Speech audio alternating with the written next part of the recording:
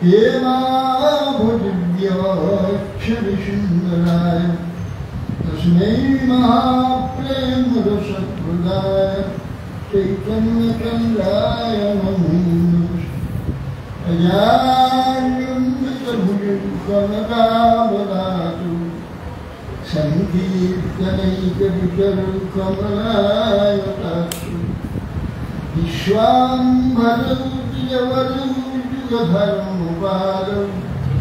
वन्दे जगत्प्रियकरुणावतारं निर्मीढ्यभ्रभूषितविलम्बराय विन्यावतन्तपुरीक्षासुनिधा विन्यासदे कवलदत्तविशालदेन लक्ष्मश्रीनिरुपदे पुष्पन्नुजाय श्यामं हिरण्यपरिधिवनवल्लभो धातुप्रवालनप्रवेशमनुकृताय ফটো তুলতে অসুবিধা হচ্ছে।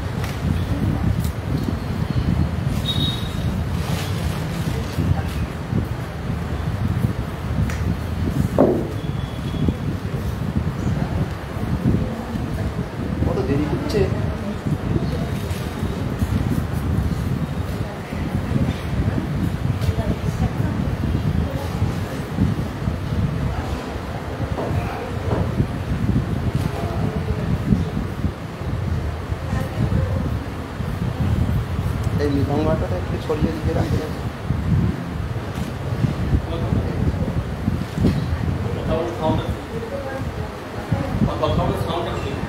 হরে কৃষ্ণ।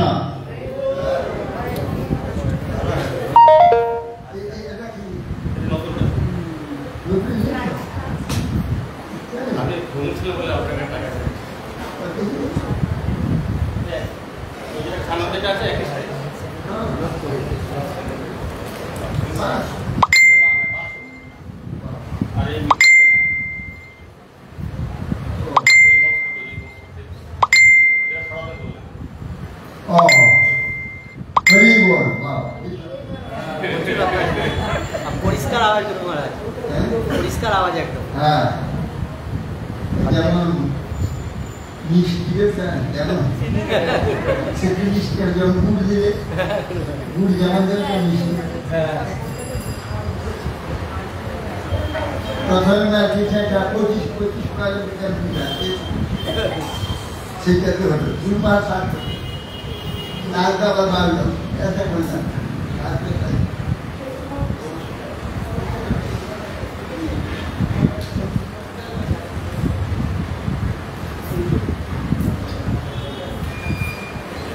এখন আমরা তো 12 মাস আমার ঘাট আমি বাজাই। এখন মহারাজ চাইছে ভেরিটা হবে। এখন প্রশ্ন হচ্ছে আমরা পরিবর্তন কেন করব? আমরা তো ভালোই আছি, কারো হয়তো কম টাকা আছে, বেশি টাকা আছে, কারো ভালো স্বাস্থ্য আছে, কারো আমরা সবাই দেশ আছি। আর মাঝখান থেকে আবার এই সমস্ত ছাড়ো ওটা ছাড়ো নানা কষ্ট নানা উৎপাদ সংসার ঝগড়া ঝাঁটি এইসব করে হরিভজন তো দরকার নেই। ভজনের প্রয়োজনটা কি আছে এ বিষয়ে জানা দরকার।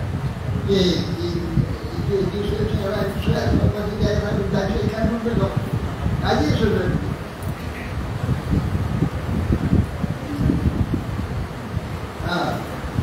ওই একটা ভালো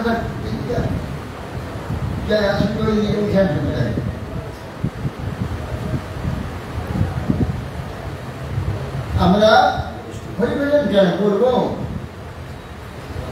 আমরা তো খুব এখানে সুখী আছি, সুবিধা আছি, অর্থ উপার্জন হচ্ছে, বাড়ি গাড়ি হচ্ছে, একটা 10 বিছানা হচ্ছে, অসুবিধা হচ্ছে। তারা কেন হয়ে যাবে? এটা আমাদের জানা দরকার। হরিভজন হচ্ছে হরিভজন করার প্রয়োজন হচ্ছে মনুষ্য। হরি নরতন ভজনে মনুষ্য জন্মটা শুধুমাত্র ভজন করবার কেন না ভজন বাদে আর কি আছে এখানে পৃথিবীতে?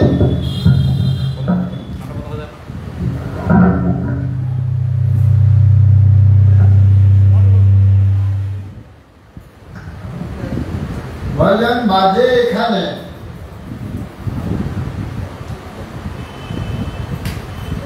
চারটে জিনিস আছে।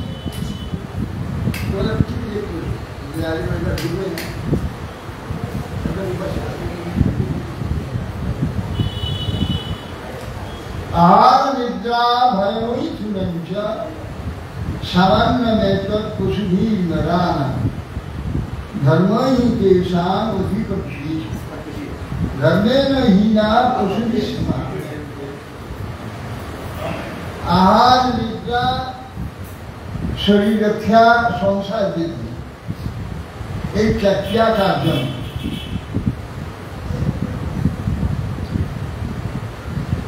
सामान्य पर पशुभी नरान मनुष्य एवं पशु मध्य समान समान। তাহলে আমরাও খাই যাই ঘুমাই শরীর রক্ষা করি সন্তান প্রকাশ করি পশুরা করে কীট পতঙ্গ করে তাহলে এই জ্ঞান বিজ্ঞান বিবেক যুক্ত যে জীবন বা শরীর এ কিছু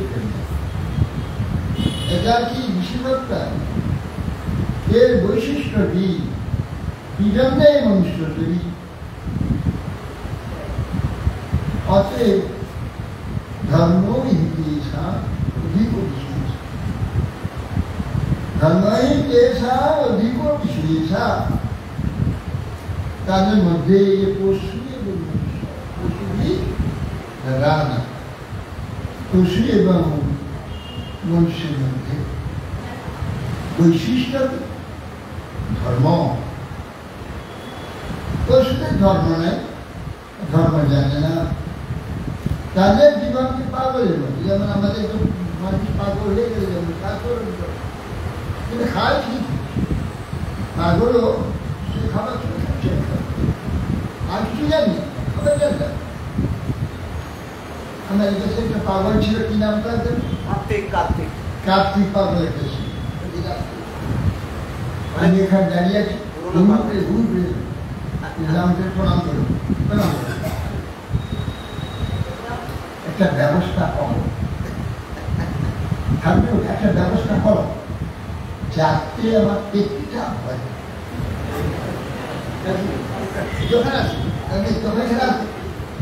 প্রণাম করো একটা ব্যবস্থা যাতে আমার পেটটা বলে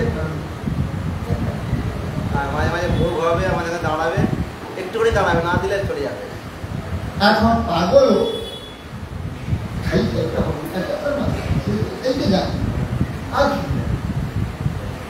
সেই জন্য বলছে বিশেষ আমাদের পশু পশুদের যা কিছু যেসব খায় খাবার শুরু করে নিজে বাচ্চা আসে তাকে দুটা বিষয় দিয়ে বাচ্চাটা পশুপক্ষী কীটপতঙ্গ গাছ সব পাগলের মতো আছে কিন্তু একটা জিনিস তাদের বিবেক নেই তাদের আচরণগুলি সব পাগলের মতো আমার যে মনুষ্য এত সুন্দর আচরণ করি কি এই সব বিশ্বটাকে আমার সুবিধাকে নিয়ে আসে আমার সুবিধা কি কোনটা কিভাবে লাগে ঠিক আমার বিচার পশু জানো যে হাত আছে আমার একটা ঢিল ছুঁড়েছে ভয় করি তুমি গাছে বড় বড় আম আছে একটা আম ছিঁড়ে দাও তোমাকে বড় আছে হাত দিতে পারে একটা আমায় মনে পারে এটা বেল ছুঁড়ে পারে ডাব ছিঁড়ে পারে আমরা রাখিয়ে তাহলে ভয় ছিল না গাছে একটা ডাল দিয়ে অনাথ প্রতিবন্ধী প্রকৃতি একটা তাকে যা করতে বলবে প্রকৃতির বাইরে নিজস্বত্ব করে যাবে তার নিজে কিছু করতে পারবে মনুষ্যের যে বৈশিষ্ট্য বিশেষত্ব দিয়েছে এটা কিসের জন্য আর উল্টো ব্যাখ্যা করেছে বড় বড় ব্রাহ্মণ পণ্ডিত যারা আছে যারা ব্যাখ্যা শরীরের একদম খন্ডন সাহায্য শরীরম আদ্যম আরে আগে শরীরটা আগে শরীরটাকে পালন করো শরীরটা পরে ধর্ম শরীর না থাকলে ধর্ম ফিরে পাবে শরীরটা আগে এইরকম সব ব্যাখ্যা করো साधारण जगत के इस प्रकार वही ईश्वर को नहीं सुनता है ईशा जब चीजें जब ज्ञान जब दे दे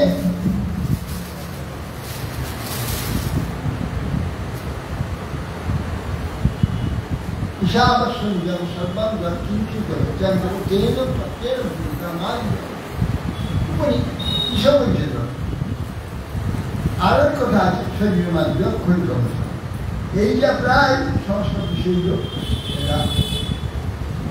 আগে শরীর তারপরে ধর্ম আরে বাবা শরীর তো সকলেই দায়িত্ব জয় গোবিন্দ মহারাজ পশু পক্ষী আর সমস্ত সকলের শরীরের ত্যাগ ধর্মকে দুনিয়ার প্রত্যেকটি মনুষ্য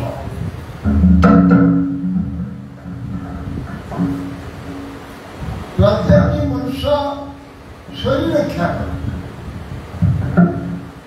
কিন্তু ধর্ম পালন করে কে? ধর্ম কটাল ধর্ম শরীর রক্ষা উল্টো আছে। শরীর আদ্য খলু ধর্ম সাধন, কি বলছি? খলু নিশ্চিত নিশ্চয় নিশ্চিত ধর্ম সাধনায় শরীর ধর্ম সাধনের নিমিত্ত এই শরীরটা মূল, এই কথা বলছে। মূল বলে নিশ্চিত যে ধর্ম খলু মানে নিশ্চয়, নিশ্চয় ধর্ম সাধনের জন্য এই মনুষ্য শরীরম আদ্যম, এরা বলছে না আগে শরীরে খাওয়া, শরীরে খাওয়া শরীর খাবে তো ধর্ম হবে, শরীর খাতে ধর্ম এই লাগে। আর তাকে ঈশ্বর পরিষদে বলেছে ঈশা অবশ্য ইজন সর্বকে বলছি কি ঈশাবশ্যম, ঈশাবশ্যম ঈশ্বরের সব কিঞ্চিত জগতে জগতে যা কিছু এর তত্ত্বের সেইগুলো তত্ত্ব দিয়ে অপরকে দিয়ে তুমি খাও, বলতো একলা খেও না,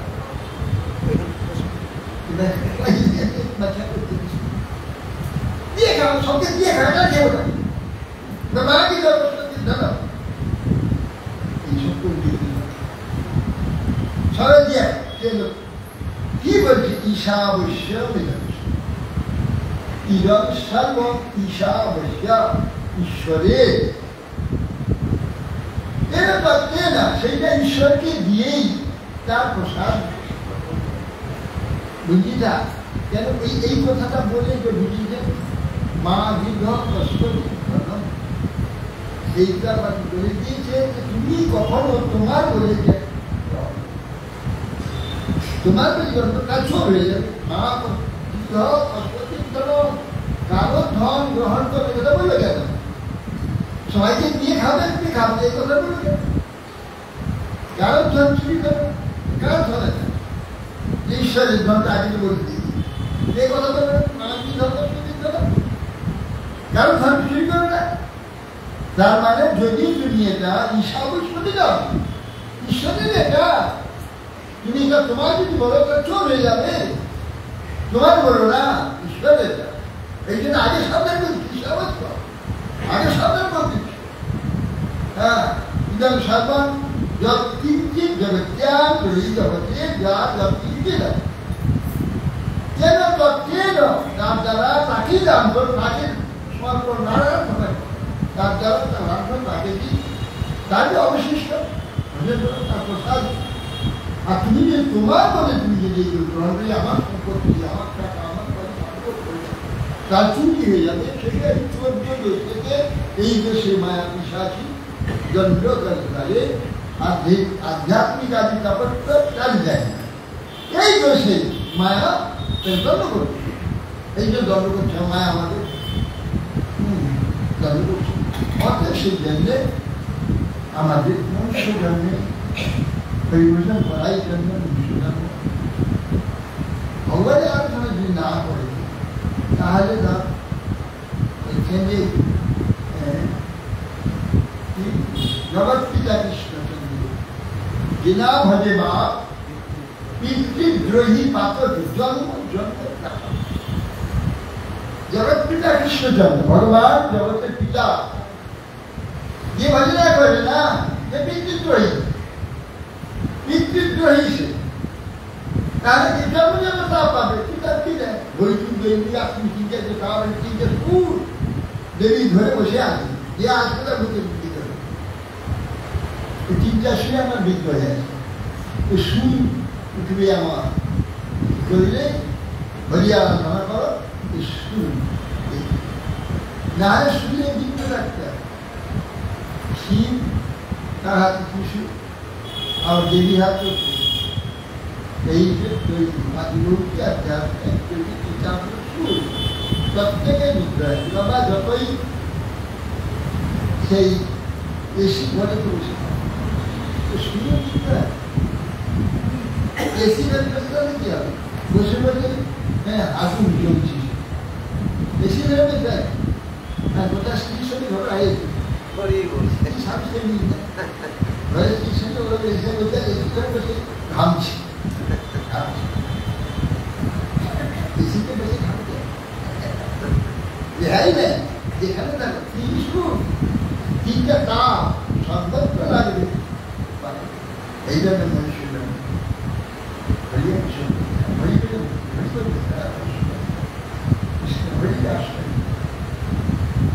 তাই এখন আমাদের আপনাদের বলে সেবা ভক্তি অক্ষর নারায়ণ বিশেষ মহারাজ খুব চাই মায়াপুরী বিশাল হঠাৎ আমার তো এই জায়গা থেকে বিশাল এক আমার বহু লোক একসঙ্গে থাকে পরিক্রমা করে আমি যাই মহারাজের সঙ্গে এই পরিক্রমায় লাগিয়েছি খুব চাই মহারাজ কোথায় বাংলাদেশ শুনছে, কোথায় কোথায় কোথায় আমরা কোথায় দেখি এই আর এদিকে ব্যবস্থা করেছি বহু লোকের যাতে মঙ্গল হয়, কল্যাণ হয়।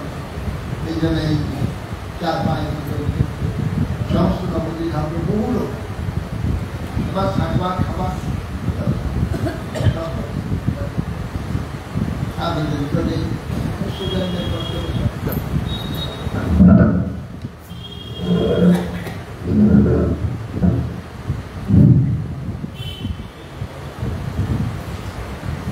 নমঃ কৃষ্ণপাদায়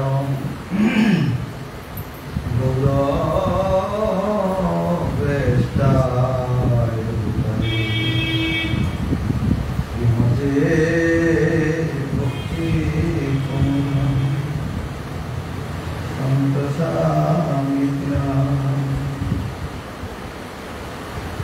বাঞ্ছাকল্পতরুভ্যশ্চ কৃপা সিন্ধুভ্যৈব চ পতিতানাং পাবনেভ্যো বৈষ্ণবেভ্যো নমো মহাবদন্নায় কৃষ্ণ প্রেম প্রদর্তে কৃষ্ণায় কৃষ্ণ চৈতন্যায় গৌরাতিশে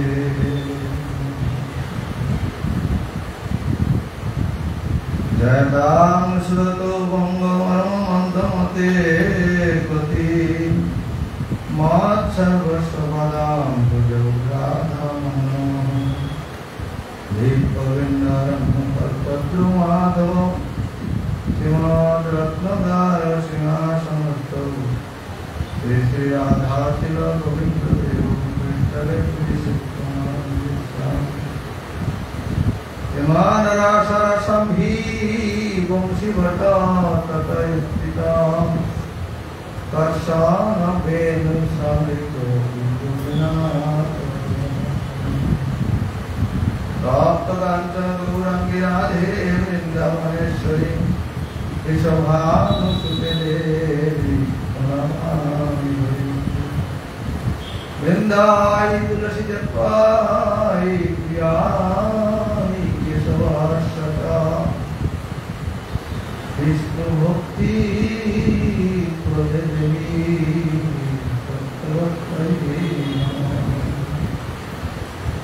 শ্রী কৃষ্ণ চৈতন্য প্রভু নিত্যানন্দ শ্রীঅদ্বৈত গদাধর শিবাসাদি শ্রী গৌরভক্তবৃন্দ হরে কৃষ্ণ কৃষ্ণ কৃষ্ণ হরে হরে হরে রাম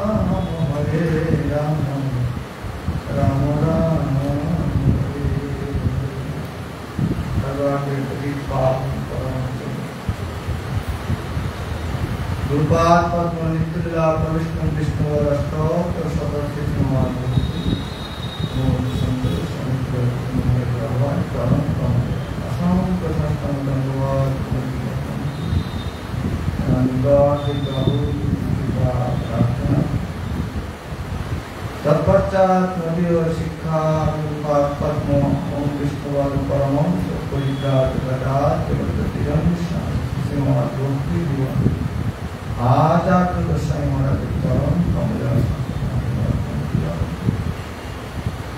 उपस्थित अन्य जनिपातगण परम पूजनीय वैष्णवगण सकल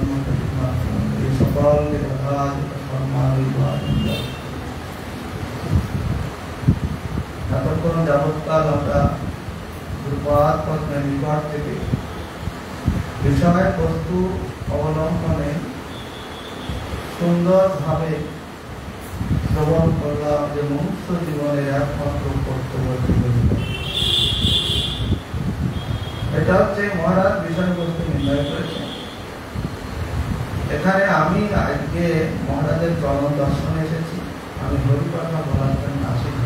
মহারাজের কাছ থেকে কিছু কথা শ্রবণ করবো বলে আশা নিয়ে এসেছি।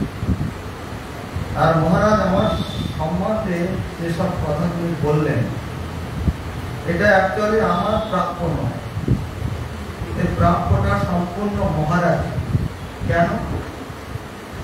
তার কারণ আমার শ্রী গুরুপাদ পদ্ম যখন নিত্যধামে চলে যান, তার পরবর্তীতে আমার যা কিছু প্রচার জীবন হোক আর মঠ মধ্যে যা কিছু হোক না, এই মহারাজের জন্যে আমার এত কিছু মানে যা কিছু হচ্ছে বা হবে সব এই মহারাজ এক কথায় বুঝলেন। মহারাজ যদি আমাকে এই উৎসাহটি না দিতেন, তাহলে আমার পক্ষে আমার মতন ক্ষুদ্র একজন জীব আমার পক্ষে সম্ভব নয়। মহারাজ শক্তি শুধু শক্তি সঞ্চারিত করে শুধু দেননি, নিজে থেকে আমার সঙ্গে নিজে থেকে তিনি এই আমার শ্রীরাম মায়াপুর বলুন, বিভিন্ন জায়গায় প্রচার করুন, মহারাজের কৃপায় তারই আশীর্বাদে শক্তি সঞ্চারিত করে আমাকে এইভাবে করিয়ে দিচ্ছেন এখন পর্যন্ত। তাই আমি আমার শ্রী গুরুপাদ পদ্মের নিকট প্রার্থনা করব, তিনি যেন আমাকে এইভাবে যেমন পালন করছেন, তিনি যেন পালন করে তার আদেশ যেন আমি অক্ষরে অক্ষরে পালন করতে পারি। এইটা আমি মহারাজের চরণে প্রার্থনা করলাম। আমরা অনেকে এখানে নিত্য গুরু মহারাজ পাঠ করেন, আপনারা জানেন, আছেন শ্রোতা, আছেন আপনারা শ্রোতাতে। আজকে আমরা অনেকে এসেছি আবার গুরু মহারাজের আবির্ভাব তিথি পালন উপলক্ষে। সেটি হচ্ছে পরশুদিন হবে ত্রয়োদশী তিথিতে মহারাজের এই শুভ আবির্ভাব তিথি ব্যাস পূজা বা দুর্গা পূজা করার জন্য আমরা সমাবেত হয়েছি। এবং আমি এখানে আর কি বলবো যে হরিভজন মনুষ্য জীবনের একমাত্র কীর্তি হচ্ছে হরিভজন। এটা সমস্ত শাস্ত্রের সার কথা এক কথা। এখন সেই হরিভজন করতে হলে পরে হরিকে আমরা কোনোদিন দেখি না, হরিকে আমরা চিনি না। তা সেই হরিকে চিনাবেন কি, হরিকে দর্শন করাবেন কি? একমাত্র শ্রী গুরুপাদ পদ্ম, তিনি একমাত্র দর্শন করাবেন, তিনি একমাত্র আমাদের চিনাবেন এবং তিনি আমাদের কি করে হরি সেবা করতে হয় এই জীবনে, এই মনুষ্য জীবনে কি করে হরি সেবা করতে হয় মহারাজ শিক্ষা দেবেন, আদেশ করবেন। আর সেই মহারাজের নির্দেশিত হয়ে গুরুপাদ পদ্মের নির্দেশিত হয়ে যদি আমরা এই হরিভজন করতে পারি, জগৎগুরু প্রভুপাদ ভক্তি সিদ্ধান্ত সরস্বতী গোস্বামী ঠাকুর বারবার বলতেন, আমরা তাকে দর্শন করার আমাদের সৌভাগ্য হয় নাই। তার গৌরীয়তে অনেক হরিকথার ভিতরে আছে। আপনারা প্রায় বলতেন, আপনারা দ্বিতীয় জন্মের কেউ অপেক্ষা করিবেন না, এই জন্মেই আপনারা হরিভজন করে শ্রী ভগবত রাজ্যে পৌঁছিয়ে যাবেন। এখন সেই রাজ্যে ভগবত রাজ্যে পৌঁছাতে হলে পরে একদম সৎ গুরু, যে সেই সৎ গুরুকে আশ্রয় করা, এটা হচ্ছে সব থেকে আমাদের বড় কথা। মনুষ্য জীবনের সব থেকে বড় একটা লক্ষ্য হচ্ছে যদি আমরা সৎগুরুকে আশ্রয় করতে পারি, তাহলে তার নির্দেশিত আদেশ নির্দেশ যদি পালন করতে পারি, তাহলে এই জীবনে আমরা ভগবানের পাঠ করতে যাব। আমি এখানে আর কিছু বলবো না, মহারাজ আর একটু বললে ভালো হয়, আমাদের সকলের মঙ্গল হয়। তার যে চেতন বাণী, এই বাণী তার যে দিব্যগতি হরিকথা, এই কথা শ্রবণ করলে কর্ণটা আমাদের শুধু পরিষ্কার হবে না, কর্ণের ভিতর দিয়া কানের ভিতর দিয়া যখন প্রবেশ করবে, তখন আমার চিত্তটাও পরিষ্কার। কারণ কানের ভিতর দিয়ে মরণের বসিল আকুল করিল না। যাই হোক, মনুষ্য জীবনের কর্তব্য একমাত্র আমি যেটা মনে করেছি বা মনে করছি, যে গুরুপাদ পদ্মের চরণকে আশ্রয় করে একমাত্র তার আদেশ নির্দেশ পালন করাই হচ্ছে একমাত্র আমাদের মনুষ্য জীবনের কর্তব্য। যদি এইটা করতে পারি, বলি সহজে বলাৎকার যে শক্তিশালী গাভী, তাকে দড়ি দিয়ে গলায় দড়ি দিয়েও রাখা যায় না, ছিঁড়ে যায়, তাকে ধরে রাখা যায় না, ভয়ঙ্কর শক্তিশালী গাভী বাঁধা। কিন্তু সেই গাভীটাকে দড়িও দিতে হবে না, আপনার কাছ থেকেও কোথাও যাবে না, যদি ওর বাচ্চাটাকে যদি আপনি কোলে করে ধরে রাখতে পারেন। এও ঠিক তেমনি যদি আমরা সেই কৃপার কর্মকে যদি ধরতে পারি, দৃঢ় করি ধরো নিতাইয়ের চরণ, নিতাইয়ের চরণটাকে দৃঢ় করে ধরতে। অভিন্ন কৃপা নিত্যানন্দ প্রভু কৃপার পদ্ম কৃপা করছেন, তার কৃপাটা জীব নিতে পারবে, নিতে পারেন। কৃষ্ণ যেমন, কৃষ্ণ সূর্য সম, সূর্যের যে এখন বর্তমানে গ্রীষ্মকাল প্রখর যে তাপ, এই তাপ সহজে মধ্যাহ্ন কালে এই তাপ সহজে জীব নিতে পারে না।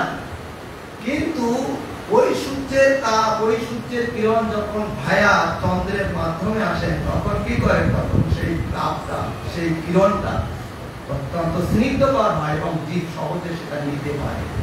এই জন্য নিতাই পদকমল কোটি চন্দ্র সুশীতল যে ছায়ায়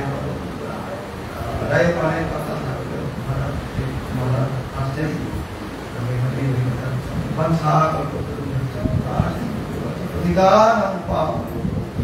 এখন আপনারা নারায়ণ গোস্বামী মহারাজ কথা শুনে, এখন আপনি ভক্তি সুমন গোবিন্দ মহারাজ, তিনি হচ্ছেন ভাগবত পাঠ, সমস্ত উত্তরপ্রদেশে, উত্তরপ্রদেশে হিন্দি ভালো ভাগবত পাঠ, ভাগবত পাঠের আমরা যদি করে তিনি হরিকথা বলবেন, বাংলা বলতে পারবেন। আরে হিন্দিতেই বলুন, हाँ हिंदी बोलिए। আবার এই আবার এই মডেলে সবাই হিন্দি বুঝতে পারে। हाँ इंग्लिश হিন্দি বলে ইনি ভালো বোঝেন, ভালো হিন্দি শ্রোতা আছেন এখানে। महाराज हिंदी में बोलिए। বন্ধুরা আমাদের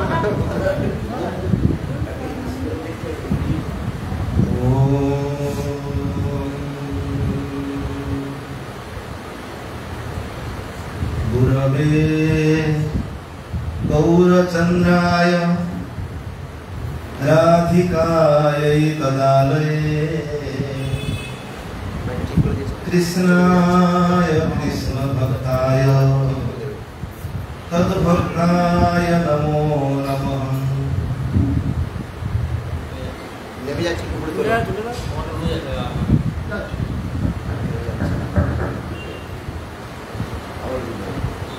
চলে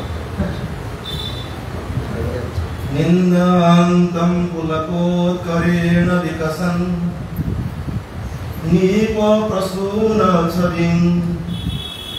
प्रोद्धीकृत्य भुजाद्वयं हरिहरि तुच्छैर्वदन्तं मुहुः धृत्यान्तं धृतमश्रुनिर्झरचैः सिञ्चन्तमूर्धीतम् प्रोद्धीकृत्य भुजोदयं हरिहरित्युच्चैर्वदन्तं श्रीगौरचन्द्रं नमः।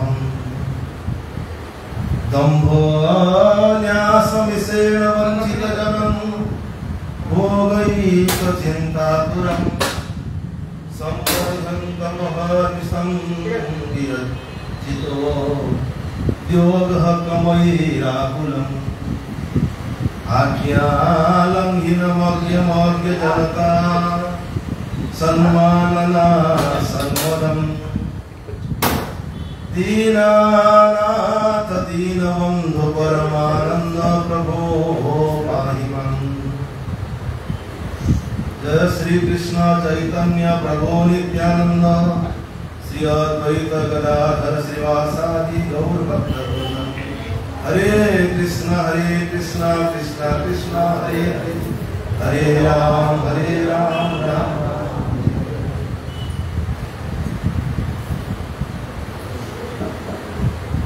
सर्वादो अस्मदीय गुरुपार्पणो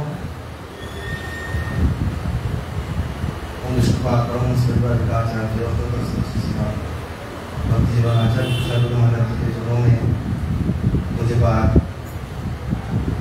विष्णुपाद परम आचार्य भक्ति रक्षक कृष्ण महाराज जी के चरणों में उपस्थित सभी सन्यासी मातृमंडली सभी वैष्णव सबके चरणों में अनंत अनंत साष्टांग दंडवत प्रणाम। ये हमारा सौभाग्य है। पहले महाराज जी ने बताया कि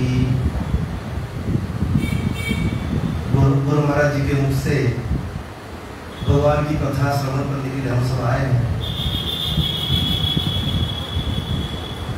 और वास्तव में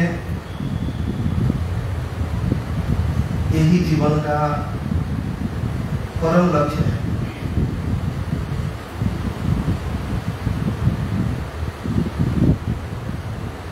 महाराज पृथु भगवान के दर्शन होने के बाद भगवान ने कहा क्या चाहिए? पृथु महाराज ने क्या कहा? आप देना चाहते हैं तो मुझे 10,000 कान दीजिए। विध्वंस कर्णायुत में समय कर्णायुत 10,000 कान चाहिए। क्यों? न 2 कानों के द्वारा आपकी लीला कथा सुन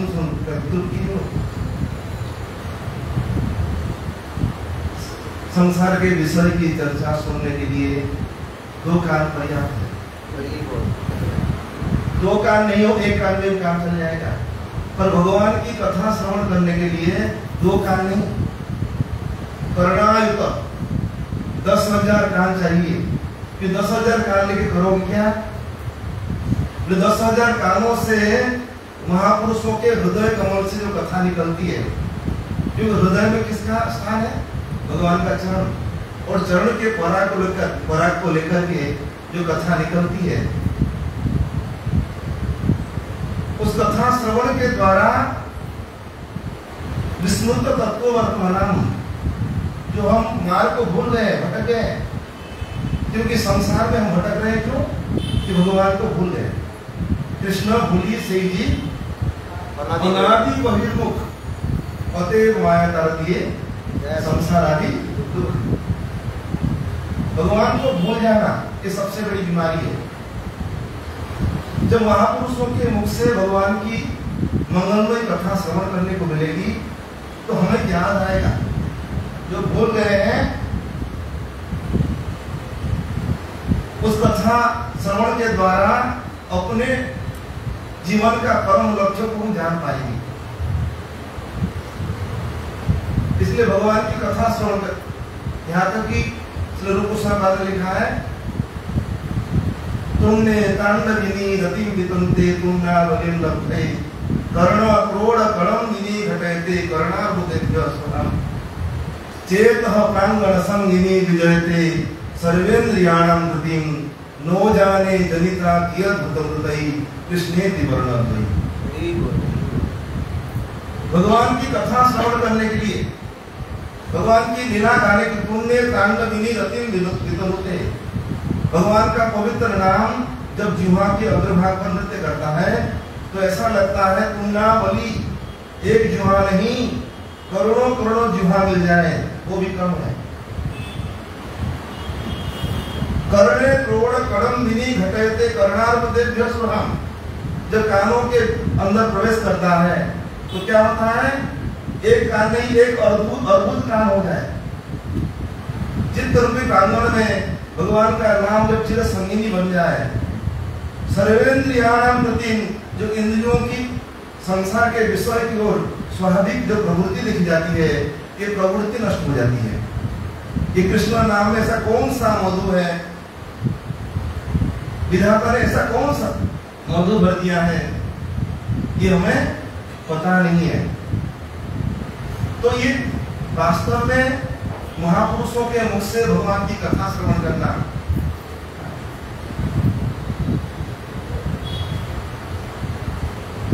गुरु महाराज पहले बताए हरिभजन। हरिभजन जीवन का लक्ष्य धर्मो ही तेषाम अधिको विशेष धर्मेण हीन पशुभि समान। तो धर्म क्या है?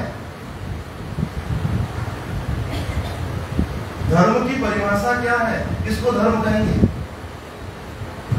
पृथ्वी ते जत किछु धर्म नामे चले, भागवत कहे तहा परिपूर्ण चले।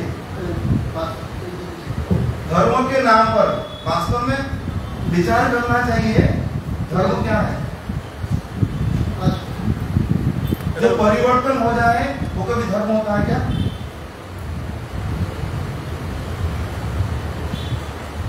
श्रीमद् भागवत में लिखा है सबोई पुंसाम परो धर्मो,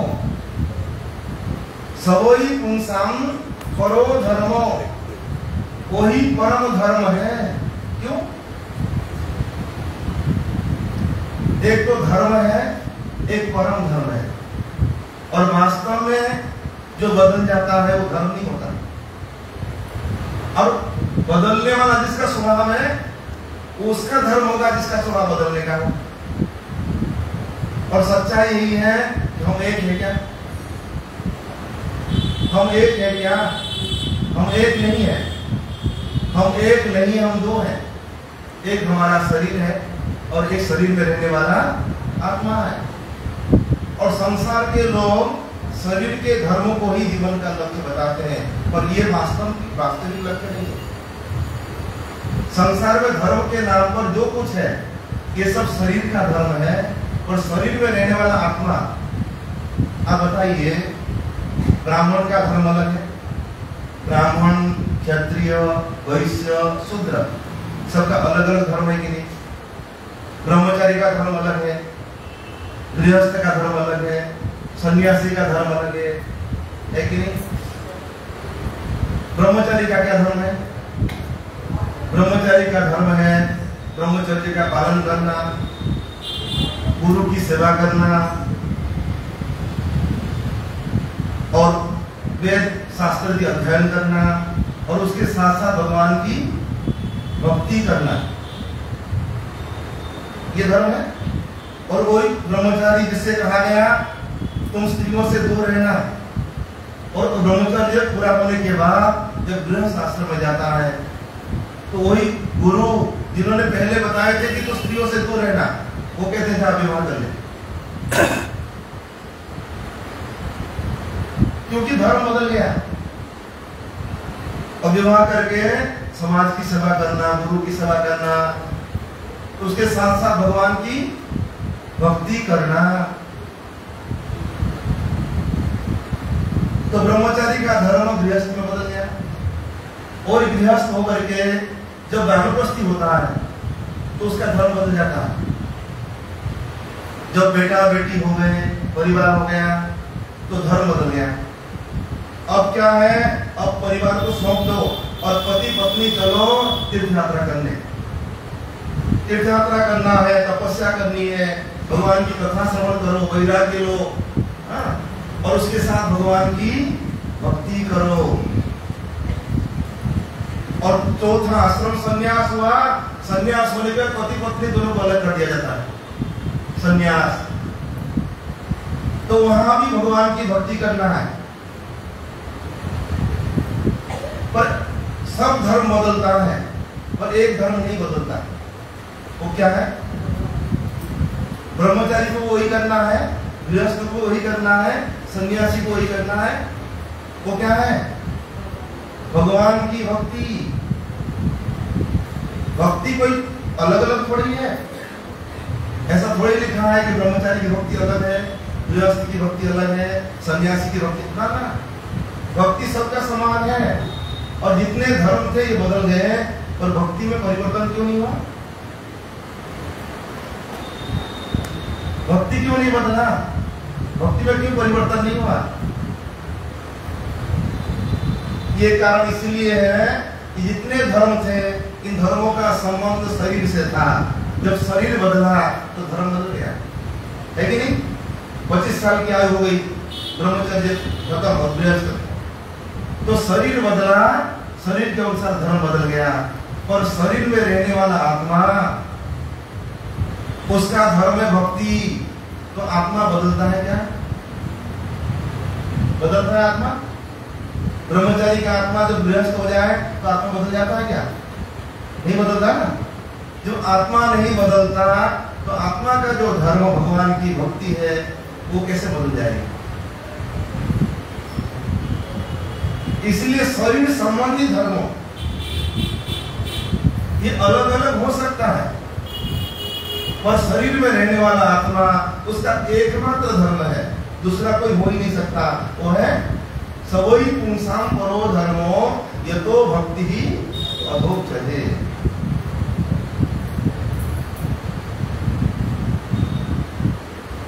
और श्रीमद् भागवत में जो लिखा है, धर्म प्रोजित कवितवोत्र परमो निर्मल शरणम सतम, प्रोजित कवितव परम धर्म निरूप्यते। कवितव क्या है? कपट क्या है? कपट तो ही है। कपट माने छल। वास्तव में जीवन का जो लक्ष्य नहीं है, उसी को लक्ष्य मान करके जीव भटक रहा है, वही छल। अज्ञान कमेर नाम कहिए कवितव, धर्म अर्थ काम मोक्ष वांछा आदि सब, और तार मध्य मोक्ष वांछा कवितव प्रधान, जहां वही थे कृष्ण भक्त था। तो भागवत कहती है कि धर्म प्रोजित कवितव, प्रोजित कवितव परम धर्म निरूप्यते।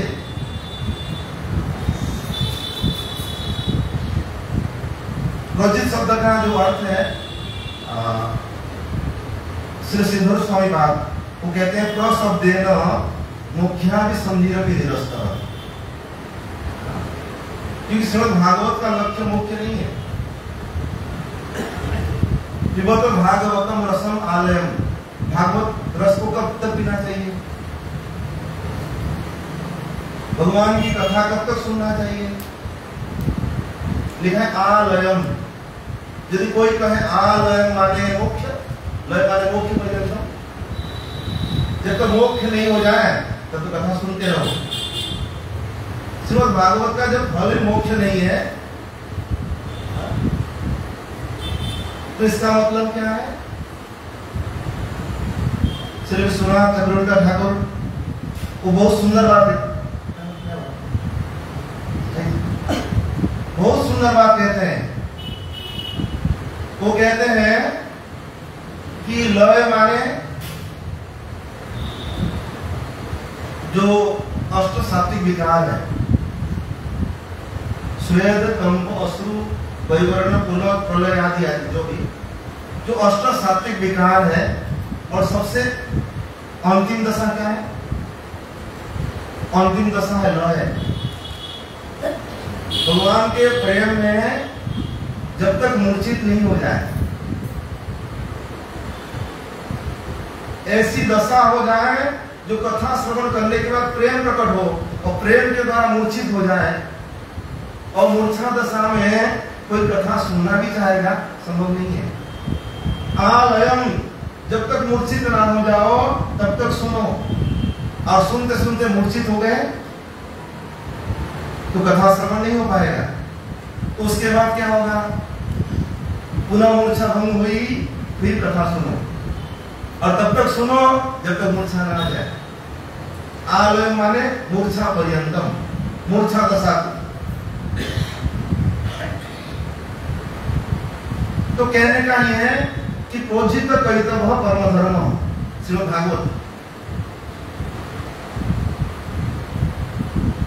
अत्रैव वास्तव वस्तु वेद्यम, जो वास्तव वस्तु का ज्ञान। वास्तव वस्तु क्या है? वास्तव वस्तु जो परिवर्तनशील ना हो, जिसमें कोई बदलाव ना हो, जो नित्य हो, जो शाश्वत हो, जो चिरंतन हो, वही वास्तव वस्तु है। और वास्तव वस्तु कौन है? श्री कृष्ण ही वास्तव वस्तु है। वेद्यम वास्तव वस्तु से बदम।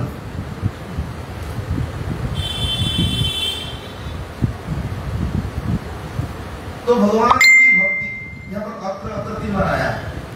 अत्रैव वास्तव वस्तु वेद्यम, अत्रैव प्रोजित कवितव परम धर्म निरूप्यते, अत्रैव ईश्वरः सद्यो हृदि अवरुध्यते। ये मैं कहना चाहता था, सद्यो हृदय अवरुध्यते पृथ्वी, ईश्वरः सद्यः हृदि अवरुध्यते। भगवान उस जीव के हृदय में आकर के अवरुद्धते माने बन जाते हैं, अवरुद्धते माने बंद हो जाते हैं। भगवान निकलना भी चाहे उस जीव के हृदय से निकल नहीं पाते। और किसके हृदय में होते हैं? जिसके हृदय में भगवान बंद हो जाते हैं। ऐसे कथा श्रवण करने वाले होते हैं, हम सब कथा सुनते हैं, पर हर किसी के हृदय में भगवान बन जाते हैं ना। श्री जीव गोस्वामी पाद जी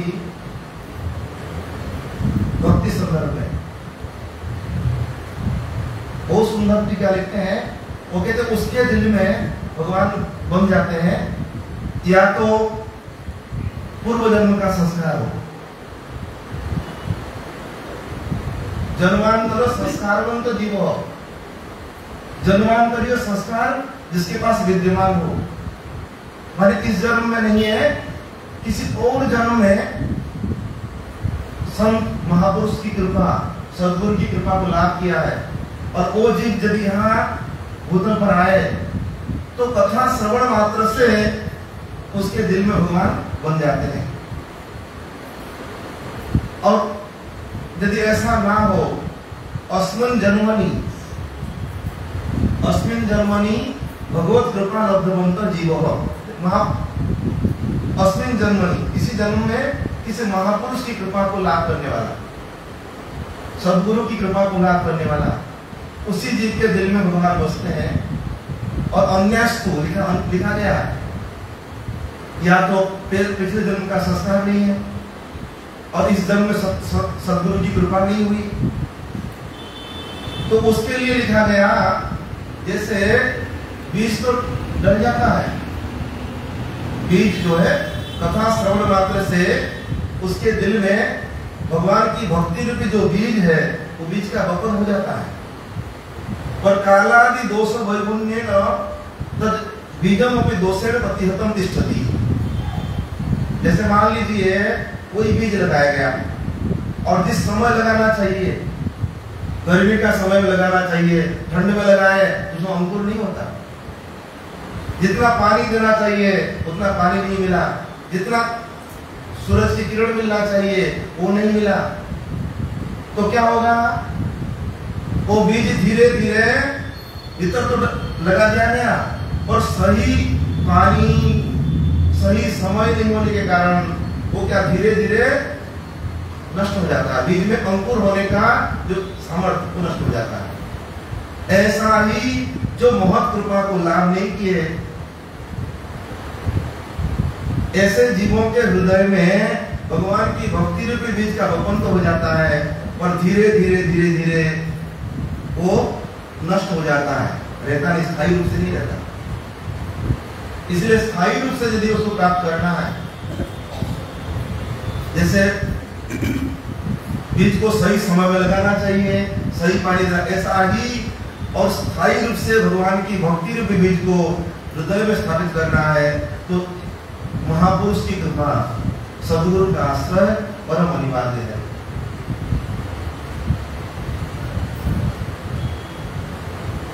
और उसके बिना यदि हम करते जाएंगे तो कहते ऐसा नहीं है केवल गुरुदेव मंत्र देते हैं, मंत्र के द्वारा ना, मंत्र तो आपको मिल जाएगा ना,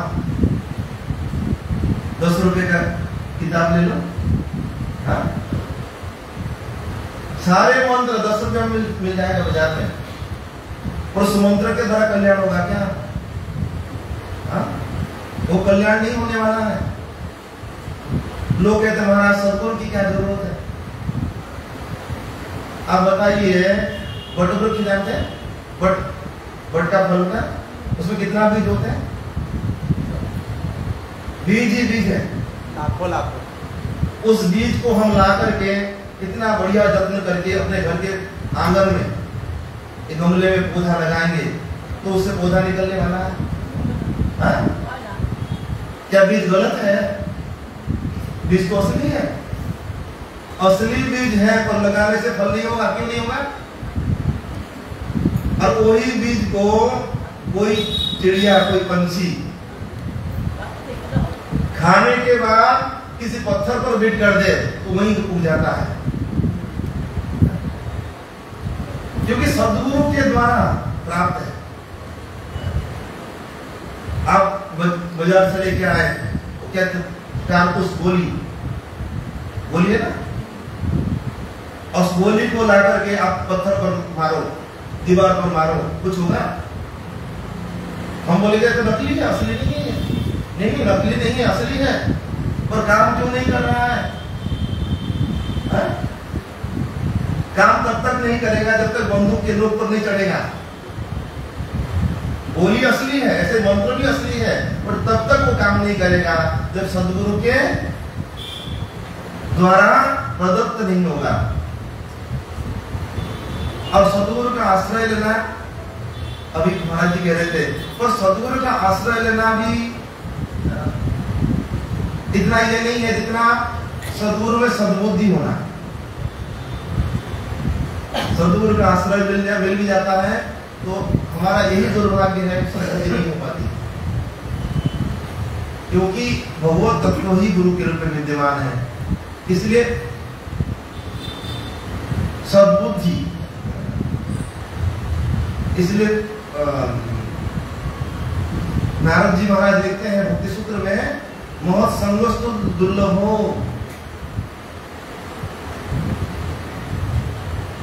आप कहेंगे हमको तो मिल रहा है सामने, कहीं भी जाओ महत् संग मिल जाएंगे, तो महत् संगस्तु दुर्लभ क्यों लिखा गया?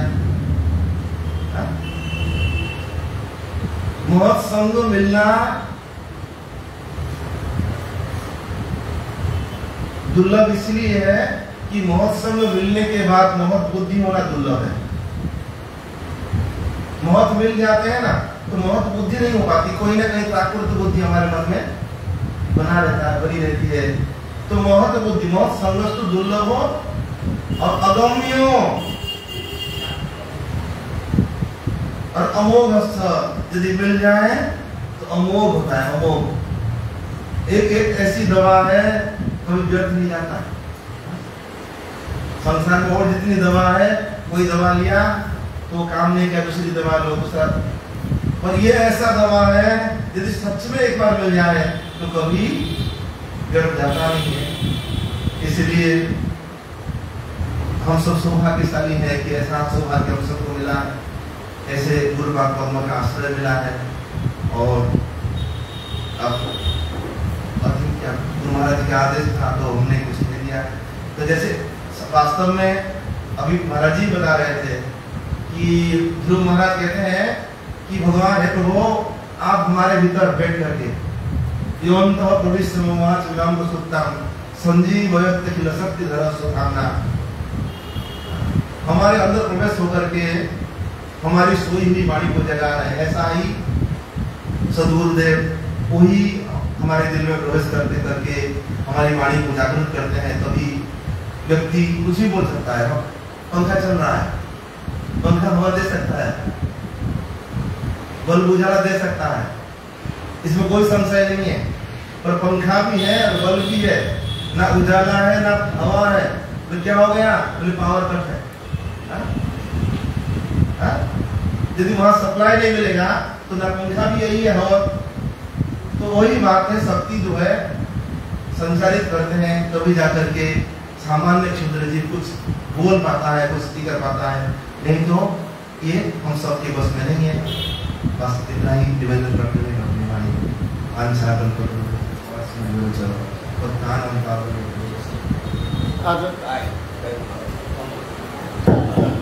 এতক্ষণ আপনারা ভক্তি সুমন গোবিন্দ মহারাজকে হিন্দিতে হরিকথা শ্রবণ করেন। পিবতম ভাগবতম রসমালয়, এই বিষয় পিবতম ভাগবতম রসমালয়ম। রসমালয়ম সে গৃহ, গৃহ আলয়, আলয়ন আধিকেন লয়ম, ঘরের মধ্যে কেউ ঢুকে গেলে দেখতে পাই যায় লয়, যা কিছু ঘরের মধ্যে আছে, হ্যাঁ এদিকে দেখেছি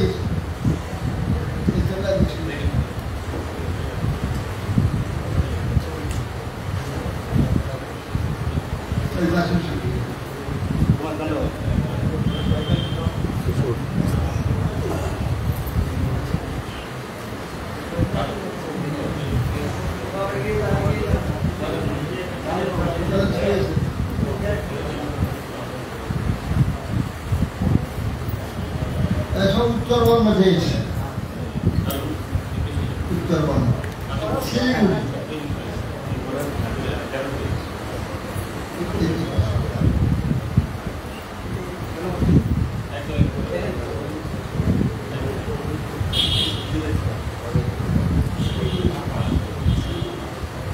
रसमालय केन श्रीमद् भागवत रसम आलयम, रसम रसी आलय। महाराज बोलते हैं आलय शब्द गृह के आलय, ये आलय चलिए विद्यालय, विद्या आलय, आलय के आदि के न लय आलय, आदि के लय इसमें ये ढुकी जाता है हमने सब आदमी के घर का है श्रीमद् भागवत रसी आलय। এর মধ্যে সমস্ত লয়ের মধ্যে দেখা যাচ্ছে, এর মধ্যে সব শ্রদ্ধা ভক্তি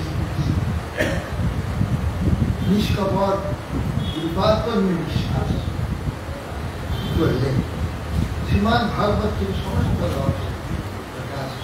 আলয় আলোক বলছি আলয় আর মৃত্যু পর্যন্ত, জন্ম থেকে মৃত্যু পর্যন্ত আসন পিবত ভাগবতম রসম আলয়, আলয় আমৃত্যু পর্যন্ত এটা পান করো। ভুবি এই পৃথিবীতে ভাবুক যারা আছেন, ঠিক আছে, খুঁজা আর ছাড়ো।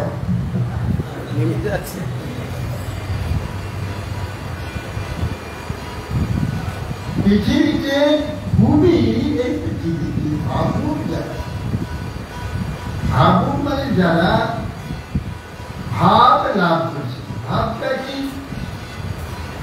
ভাব হচ্ছে বস্তু, ভাবটাই বস্তু আর সব অভাব। এই জন্য এই বিশ্বটা অভাব, এই বিশ্ব অভাবময়। এখানে কোনো ভাব থাকে না। একটা শিশু জন্ম, শিশু ভাব থাকে, কিছুদিন পরে বালক হয়ে গেল, বালক থেকে কিশোর হয়ে গেল, যুবক হয়ে গেল, কোনো ভাব পাইনি। এই জন্য শান্তির নাম অভাব, ভাব না অভাব। এখানে এদিকে এই পেছনে ওই যে অনেক জায়গা আছে, হ্যাঁ এমনি আপনার আগে আসলে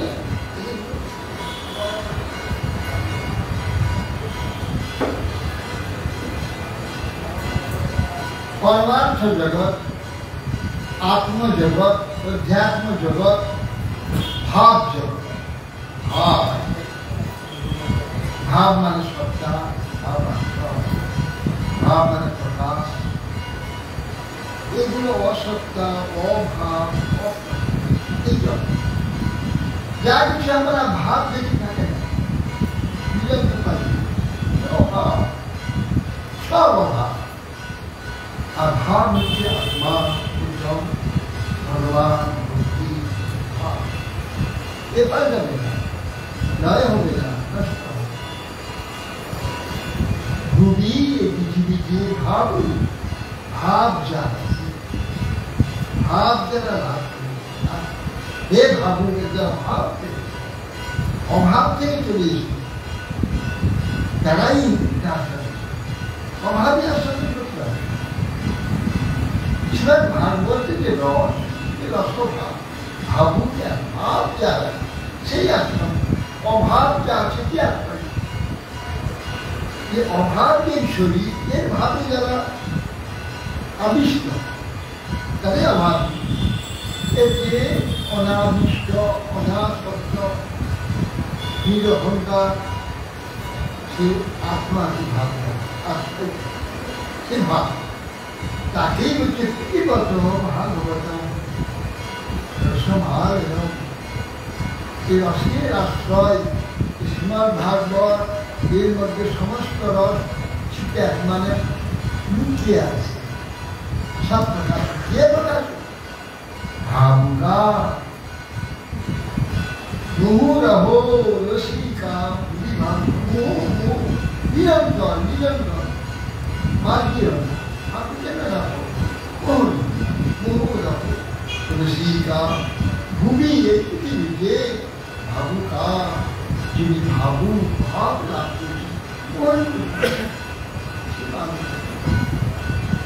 এই শ্রীমদ্ ভাগবত তিনি হচ্ছেন স্বয়ং ভগবান। শ্রীমদ্ ভাগবত স্বয়ং ভগবান যে আপনার যাবতীয় অভাব সব পূরণ অভাব পূরণ করার জন্য ভাব যা আমাদেরকে নিরন্তর অভাবের কোটি কোটি জন্মস্ত্র অভাব সেই জন্য অপ্রসন্ন আমাদের প্রসন্ন অভাব যখন আমরা ভাব লাভ করবো অপ্রসন্ন এই ভাব দেওয়ার জন্যে জগতে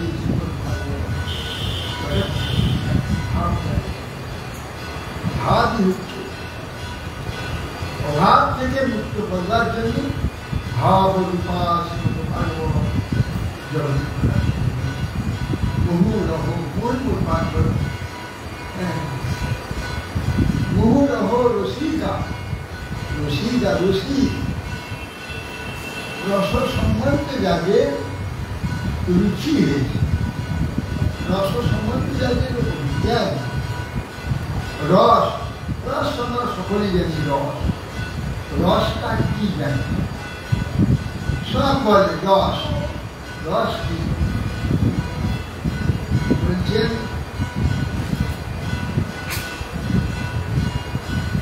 কত বিগত পর্যায়ে রস অনুমান কাহু কোনা অনুভব প্রেক কহ বিদ্যাপতি পরাণ জুড়াই লাখে না মিলিল এক বিদ্যাপতি একজন চিনি কবি ভক্ত অনেক কিছু আমাদের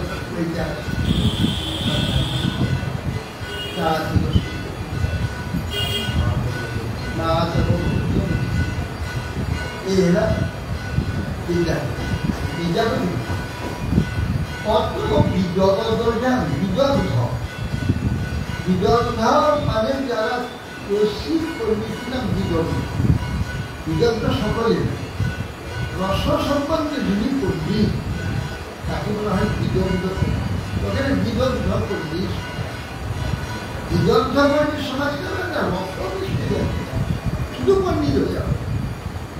শব্দ জ্ঞান কিছু আছে, এইরকম পণ্ডিত কেবল বিদগ্ধ বলা হবে। বিদগ্ধকে রস বিষয়ে করবে, বিদগ্ধ বিদ্যাপতি বলছে কত বিদগ্ধ ধৈর্য রস অনুমান, রসের অনুমান করে গেছে, আন্দাজ করে গেছে। রস অনুমান কারো কোনো অনুভব প্যাক, কারোর একটা অনুভব প্যান বেরোবে, প্যান জানেন তো? হ্যাঁ, মাথা কেটে দিয়ে প্যান একে প্যান কত বিদগ্ধ অনুমান করেছেন রস, কিন্তু কারোর সেই রসের একটা প্যাগ বেরোবে।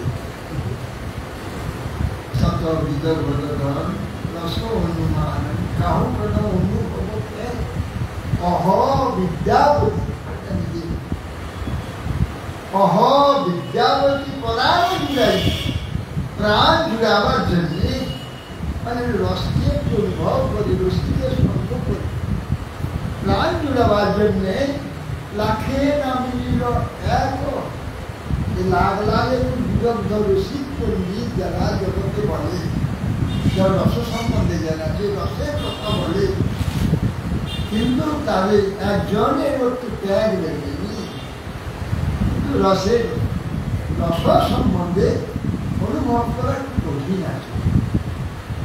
কেন? রস অনুভব করতে গেলে বিরস থাকতে হবে, কুরস থাকতে হবে। হ্যাঁ, এই যে কুরস, বিরস, নিরস, এখানে এই জগতে যা আছে বিরস, কুরস, নিরস, কোন রস নেই। আর যে রস আছে কুরস, যে রস আছে বিপরীত রস, বিকার রস, বিকার। এই যে বিরস, কুরস, হ্যাঁ, এই সব কুরস বিরস কারক এগুলো থাকবে। যেমন কারো যদি পিত্ত উত্তপ্ত হয়ে যায়, খুব পিত্ত ছেড়ে দেয়, রক্তের সঙ্গে পিত্ত নিতে যায়, যা খাবে খেতে হবে, যা খাবে, সেই পিত্তটা যখন শেষ হয়ে যাবে তখন রসিনা আমাদের অবিদ্যার পিত্ত জীব আমাদের পেট দেয়, এই রস আমাদের আস্বাদন হচ্ছে না, আমাদের অর্থাৎ সেই জন্যে বারবার সেটা ডাক্তার পিত্ত হয়ে যাবে, যা খাবে সব থেকে করে। তো ডাক্তার কবিরাজ কাছে, কবিরাজ বলতে মিষ্টি পুজো মিষ্টি রাখতে থাকে, সবসময় চুষে চুষে সবসময় চুষলে কি হয় না, চুষতে চুষতে ওই যে পিত্তে কেতোটা রক্তের সঙ্গে সব কেটে যায়, তখন সব তখন মিছিলিতে চলাবে, যখন মিছিলটা চলাবে মিছিলটা যখন মিষ্টি থাকবে তাহলে সব এই অবিদ্যা পিত্ত উত্তপ্ত আমাদের দিয়া, অবিদ্যা পিত্তোত্তপ্ত রুচিকার ওই অবিদ্যা পিত্ততে আমার জীবন এক বীজ এমন যেত আছে, এই হরিকথা হরিনাম হরিকথা হরি কিছু হয় না। এই জন্যে কি করতে হবে বলছেন কবিরাজকে নিরন্তর চুষে ভাগবত কি বাবু ভাগবত রসমাগ মোর নিরন্তর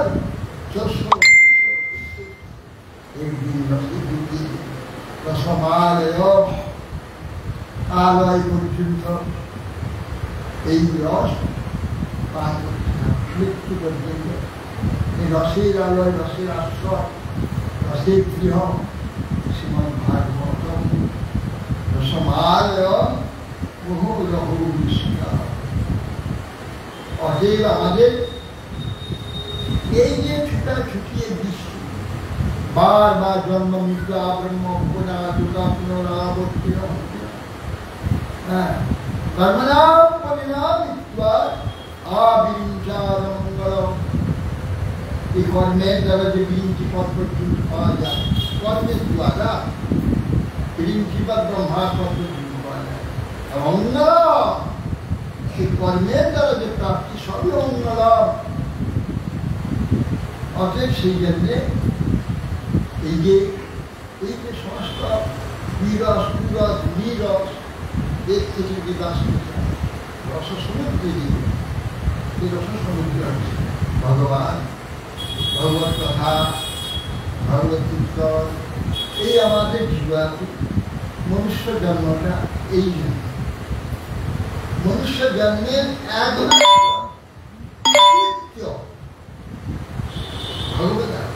ভগবত এর বাইরে কোন কাজ নেই। এ বিরাট বিশ্বের সমস্ত রাষ্ট্ররা বড় ভব্য রাষ্ট্ররা কি করছে? খাওয়া, ঘুমানো, মল ত্যাগ করা, সংসার বানানো, এর চাকরির বাইরে কিছু আছে? সব এই নিয়ে একবারে মোহিত বিশ্ব। আসল কাজ কেন মনুষ্য জন্ম? এই মনুষ্য দেহের দ্বারা যা কিছু করছে সব ওই মলে পরিণত। সারা জীবন যা করলো, যা জমা করলো, যা ভোগ করলো, শেষে মল। আর সর্বশেষে এদের যে পশু পাখিতে খেয়ে নেয়, তা মল হয়ে যাবে না, ছাই হয়ে যাবে, হয়ে যাবে, পোকা হয়ে যাবে, এইসব। এর করি না, এর দ্বারা কিছু সঞ্চয় করি না, কিছু উপায় করি না, বেকার এই দুর্লভ মনুষ্যটাকে নষ্ট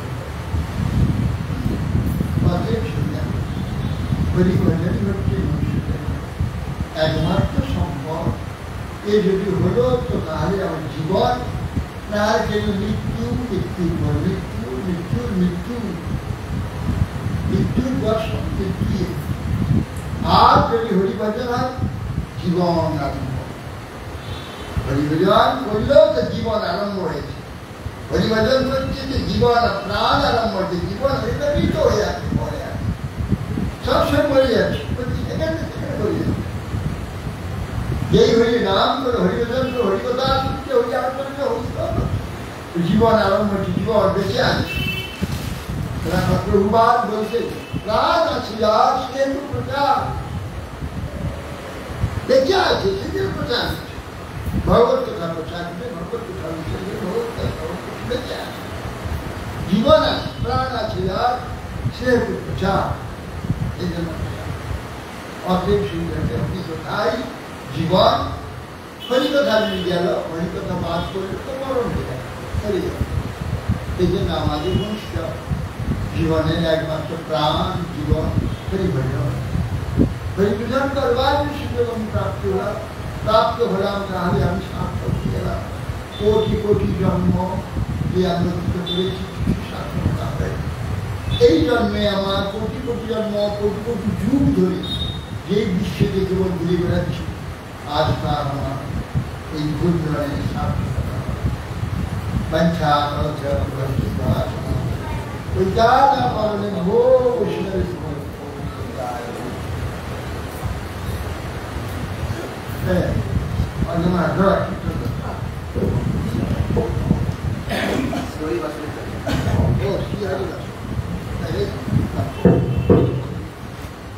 আজকে বিশেষ করে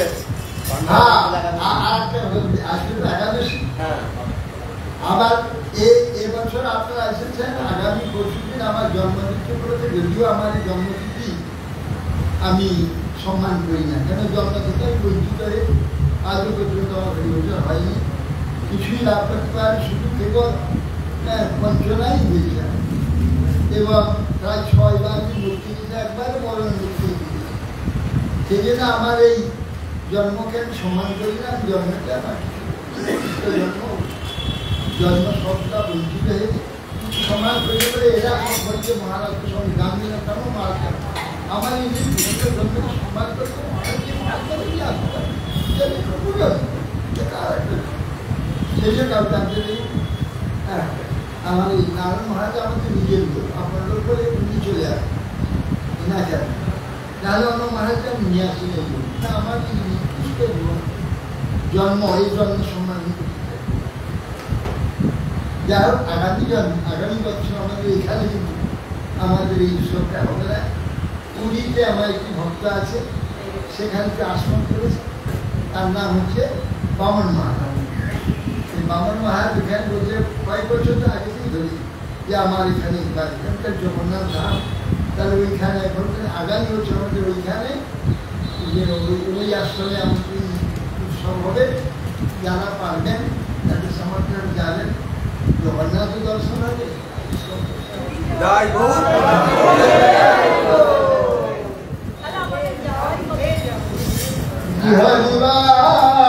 হরি হরি কীর্তন বিধান শ্রী হরি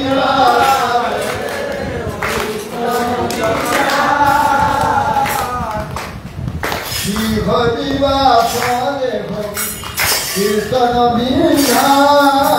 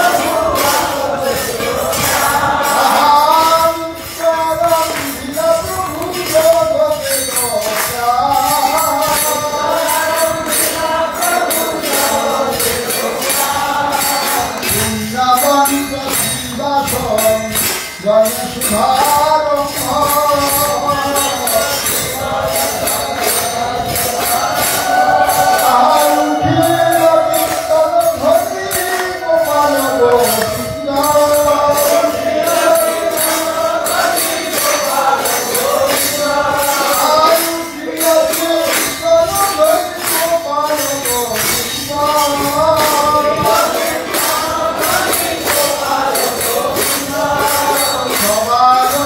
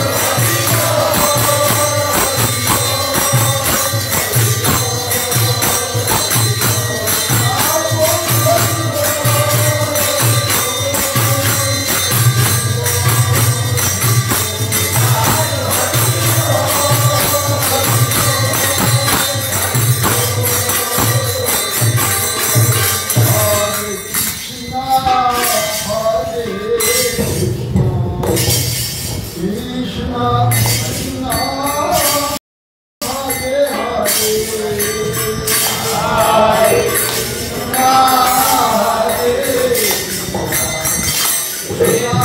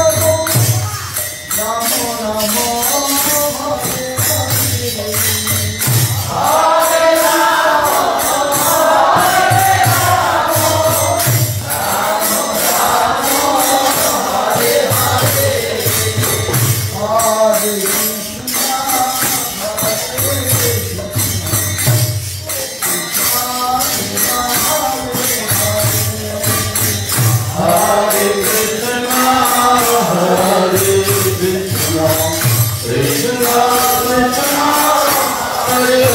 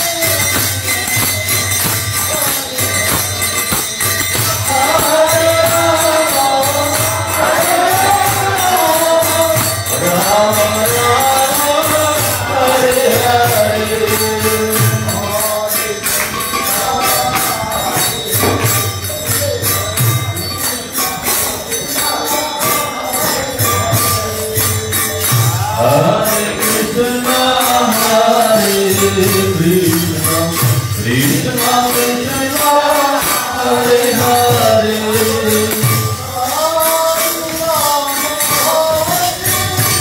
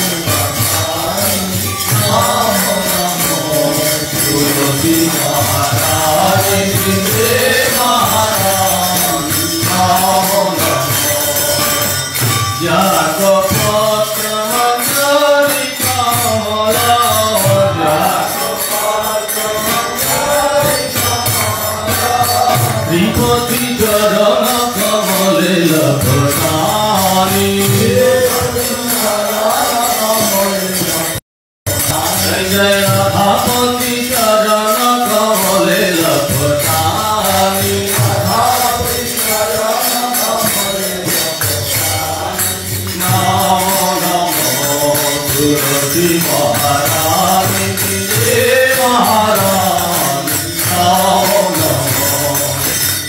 धन्य तुलसी पुराण कथा किए धन्य तुलसी पुराण कथा किए विशाल ग्राम महापदरानी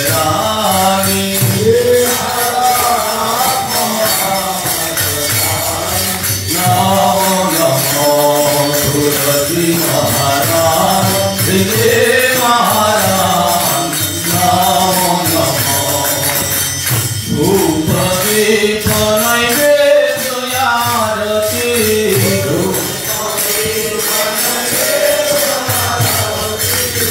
भूलना किए वर खानी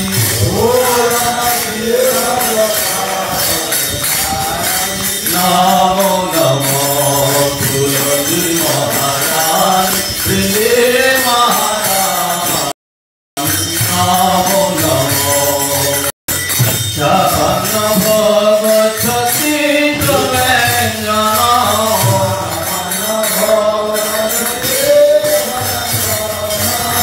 बिना तुलसी प्रभु को नहीं मानी नमो नमो तुलसी महाराज श्री महाराज नमो नमो शिव सनकादि और महादिक शिव सुत नारद और महादिक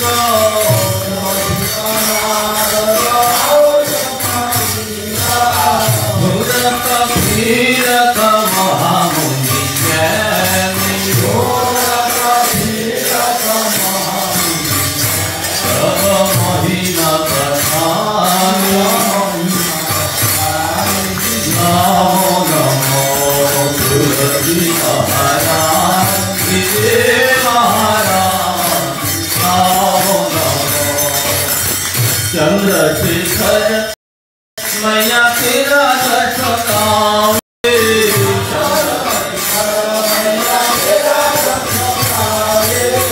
भगति दान दीजिए महारानी जय जय भगति दान दीजिए महारानी नमो नमो तुलसी महारानी जय महारानी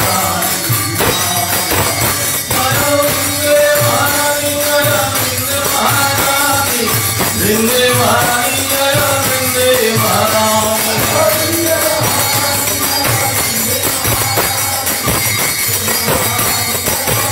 जय भक्ति देवी जय भक्ति देवी भक्ति देवी जय भक्ति देवी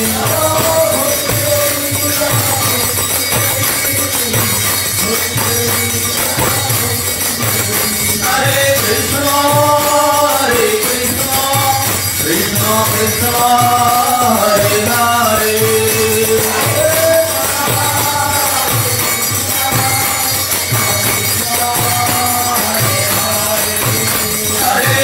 हरे राम राम राम हरे हरे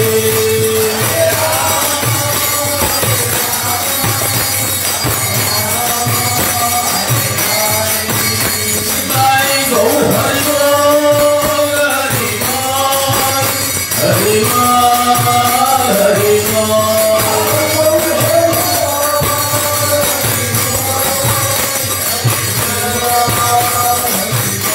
जय गौर हरि बोल हरि बोल हरि बोल Hari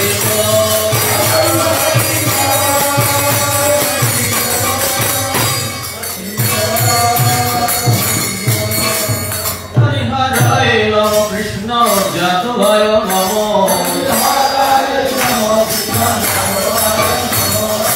साधुभाय माधवाय कृष्णभाय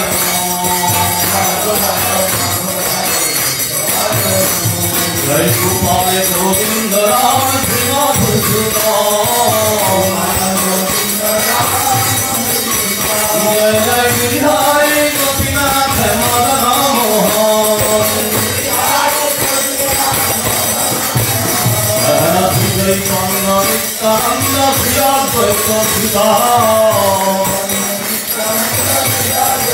Hare Guru Vaishnava Bhagavato Gita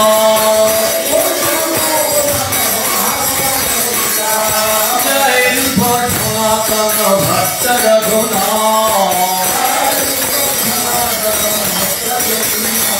Happy Jiva Gopal Bhakta Bhakta Raghuna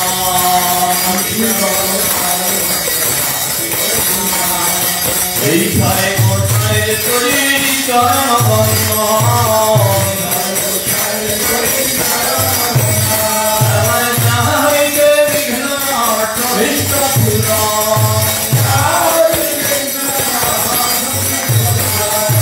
এই ভাই কোথায় জন মুই কারা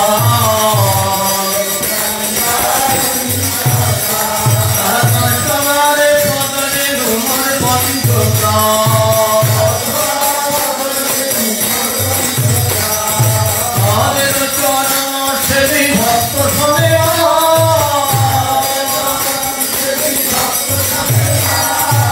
জনমে জনমে হয় অভিলাষ হরে হরে কোথায় যাবে রবে কৈলাস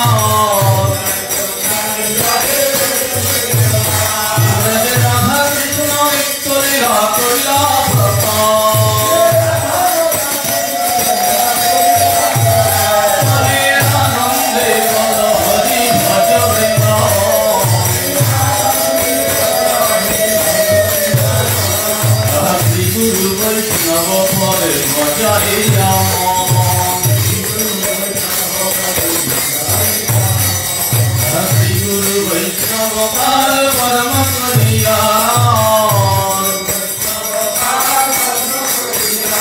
Hare Ram